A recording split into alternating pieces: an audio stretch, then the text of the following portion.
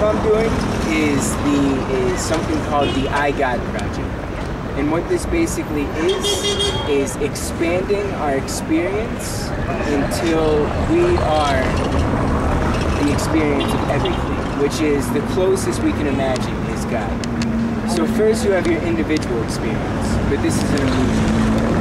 Because if you look from above, if you look at the world from above, you don't see an individual, you see one world. And if you look at Cusco from above, you might see a few different groups, you might see a few different Wanchak, you might see the plaza, but you don't see the individuals. So first, what we're trying to do is expand our experience to have a contentment and have a consciousness of our family experience or of our friendships.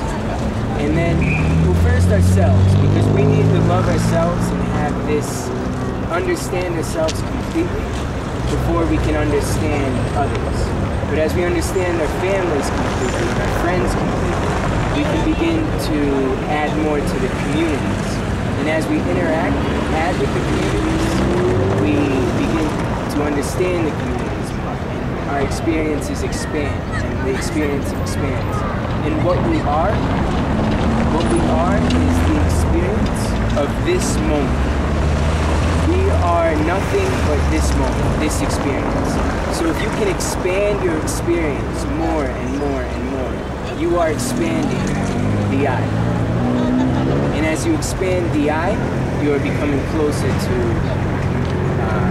Allah, Brahman, God, whatever the universe, whatever you look to as your higher power, which are all basically equals. It's basically the universe, the light. So, telling you this, where do you guys think you are on your spiritual paths? Who wants to start? Answer that question. Yeah, that's to say. Okay, we're trying. You feel like you are looking for a more spiritual life. We're from England. Most people aren't really like that. We're kind of more just into the 9-to-5 jobs. We're trying to on our gap year. America too. It's pretty similar in America. So coming here, we're trying to do that. Yeah, so you're trying to maybe open and find your pure desires, what you really want and what you don't really need. So this is a good point to start at. This is a good point to start at. What do you think? All right, so you're looking for a spiritual path. This is your first desire. The third chakra is how we manifest this in the physical world. So what do you think you need to do in this moment, in this experience of life, to manifest a more spiritual experience for yourself? What have you been looking for to do this while you're here? Because you came here to do this, and you're doing it. But in this moment, what do you do? Think physical, think experience, think action. It's doing more. Yeah, get more rich experience in the world. See different things. Get more rich experience in the world. Ways of living. So what you want to... There's not just one way of living. If you look at one country, there's one culture. So you came from England, and you realized that you didn't want to work 9 to 5. You didn't want to limit your experience to this. So you had a desire to understand how another culture lives. And now what you're physically creating is the ability to experience how this other culture lives. What have you looked into about this culture? Have you looked into shamanism? Yeah, I have. I've been looking around trying to find a place to do buskers. Really? Well, we can talk about this after, because I study with Shibibos for 8 months. I studied with another group for 2 months, and I studied with various shamans for a couple of weeks. I lived in the jungle alone in a maleka, which is like a tent built out of leaves and wood, for 3 weeks by myself. And I do very serious ayahuasca ceremonies. So we can talk about this after.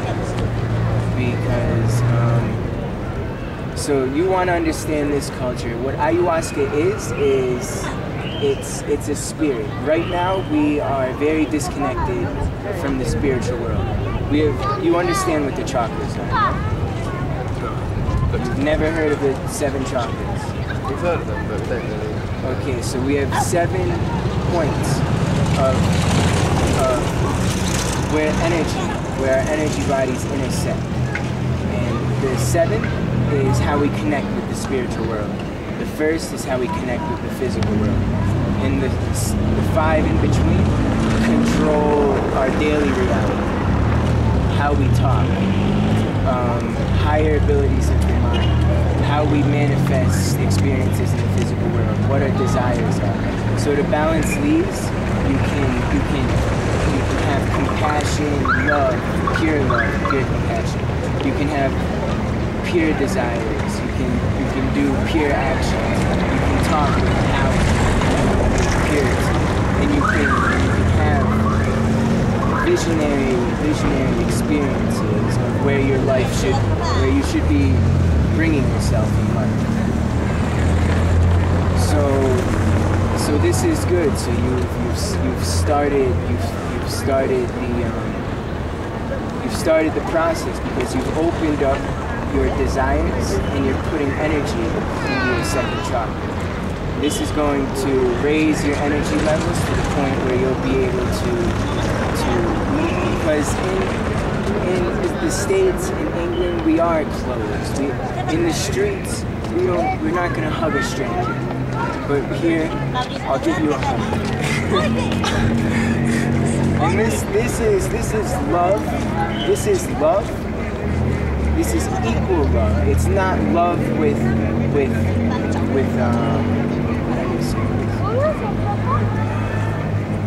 requirements or dependencies. You did more for me, so I should love you more.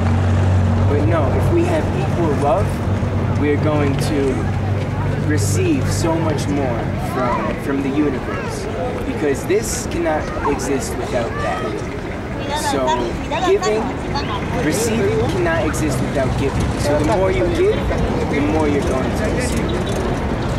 Now that I understand a little bit more about your guys' journey and what you guys are doing here, what you guys are looking for, I'm going to go ahead and do my test to see how I can help you.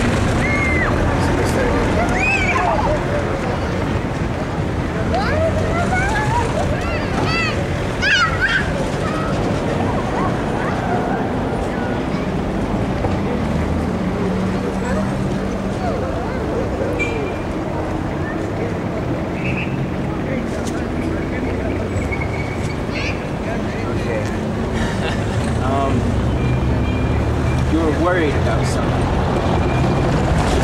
and this is causing your metabolism to become fired. You have a lot of air in your head. You're thinking too much. You think about it.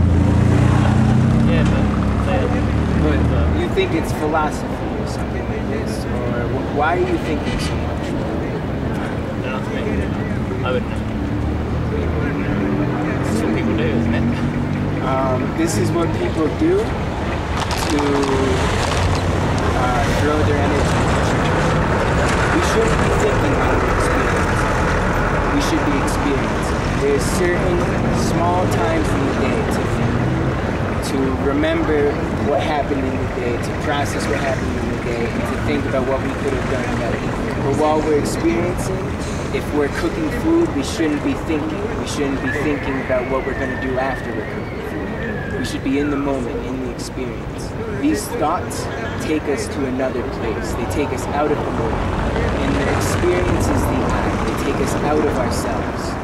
So thoughts, when you can focus only on your thoughts in a dark room or in your temple, that's when you should. You shouldn't be thinking when you're walking, smelling, eating, when you're doing these types of things, because you're taking yourself out of the life.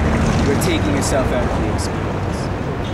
This is lowering your metabolism. If you can breathe better, I can teach you how to meditate, but if you can try to practice lowering your thoughts, you're going to see that you're going to have so much more energy, that you are going to wake up earlier feeling better, that you are going to do more things without feeling as tired, that you are going to feel, you're going to have more energy, more enthusiasm.